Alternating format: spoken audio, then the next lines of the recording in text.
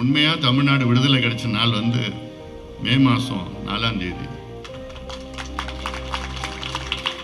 60 ஆண்டு காலமாக இருவரும் மாறி மாறி ஆட்சி செய்து உண்மையான தமிழ்நாட்டுக்கு விடுதலை கிடைத்த நாள் என்று மே மாசம் 4ஆம் தேதி மக்கள் ஒரு புரட்சியை ஏற்படுத்தினார்கள்.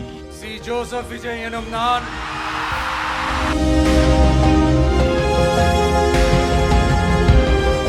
கடந்த ஆட்சியில யாருக்குமே ஒரு விடுதலை இல்லாத ஒரு சூழல், ஜனநாயகம் இல்லாத ஒரு சூழல். ஊடகம் என்பது 4வது தூண் ஜனநாயகத்தில். ஆனால் அது 5 ஆண்டு காலத்திலே அப்படி ஒரு சூழல் இல்லை. இப்பொழுது அது மாறி இருக்கிறது. இப்பொழுது அத்தனை ஊடகங்களுக்கும் இன்னைக்கு தைரியமாக செயல்பட்டு கொண்டிருக்கின்றால் அதை வரவேற்கின்றோம். மனசுல இருக்கு, நிறைய இருக்கு, பேசணும்னு இருக்கு. ஆனா இந்த மேடை அது இல்லை. ஏன்னா ஒரு சில நாட்களுக்கு முன்பு ஒரு முக்கிய தலைவர் எனக்கு பேசினார். தமிழ்நாட்டில் ஒரு முக்கிய தலைவர் தொலைபேசியில் பேசினார். நான் ஒரு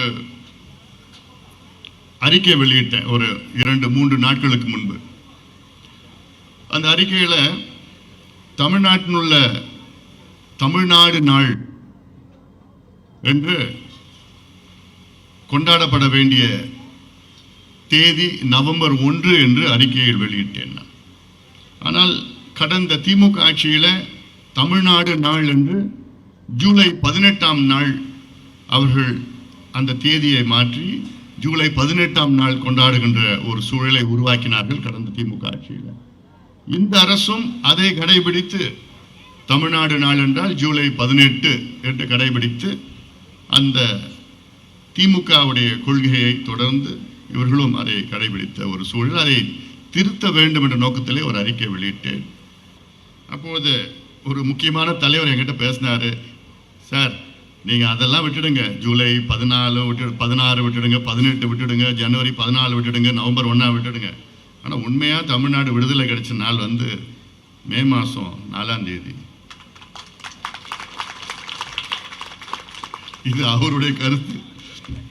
அவர் சொன்ன கருத்து 60 ஆண்டு காலமாக இருவரும் மாறி மாறி ஆட்சி செய்து உண்மையான தமிழ்நாட்டுக்கு விடுதலை கிடைத்த நாள் என்று மே மாதம் 4ஆம் தேதி மக்கள் ஒரு புரட்சியை ஏற்படுத்தினார்கள், ஒரு மாற்றம் கொண்டு வந்தார்கள் என்று இது அவருடைய கருத்து. ஊடக நண்பர்களுக்கு இதை திரித்து இதை நான் சொன்ன மாதிரி நீங்கள் போடாதீங்க. ஆனால் கடந்த 5 ஆண்டு காலம் அது என்னன்னு தெரியல. திமுக ஆட்சியில் அது அப்படியே ஒரு நிறுவனம், பெண் நிறுவனம்லாம் வச்சுக்கிட்டு அவங்க மீடியாவுக்கு ஃபோன் பண்ணி அச்சுறுத்தி, அதில் ஒரு உதாரணம் நான் சொல்கிறேன். கடந்த ஆட்சி காலத்தில் முதலீடு சம்பந்தமாக ஒரு செய்தியை நம்ம வெளியிட்டோம். பொய் முதலீடு என்று ஒரு புத்தகத்தை, ஒரு ஆவணத்தை நாம் வெளியிட்டோம். அதில் என்ன திமுக சொன்னாங்க, 12,16,000 கோடி முதலீடு வந்துவிட்டது தமிழ்நாட்டிலே, தொழில்துறையிலே, தனியார் துறையிலே என்று அவர்களுடைய பொய் பிரச்சாரம் மேற்கொண்டார்கள். அதை முறியடிப்பதற்காக ஒரு புத்தகம், ஒரு ஆவணத்தை வெளியிட்டு அது பொய் முதலீடு, ஆனால் உண்மையிலே வந்த முதலீடு வந்து 98,000 கோடி தான் வந்தது, 12,16,000 கோடி வரல. அமைச்சரவை கூட்டத்திலே 1,60,000 கோடி தான் அனுமதி பெறப்பட்டது என்றெல்லாம் சொன்ன பிறகு இதை வந்து டிவியில ஒரு நிகழ்ச்சி, ஒரு தொலைக்காட்சி வந்து ஒரு நிகழ்ச்சி நடத்திட்டு இருந்தாங்க.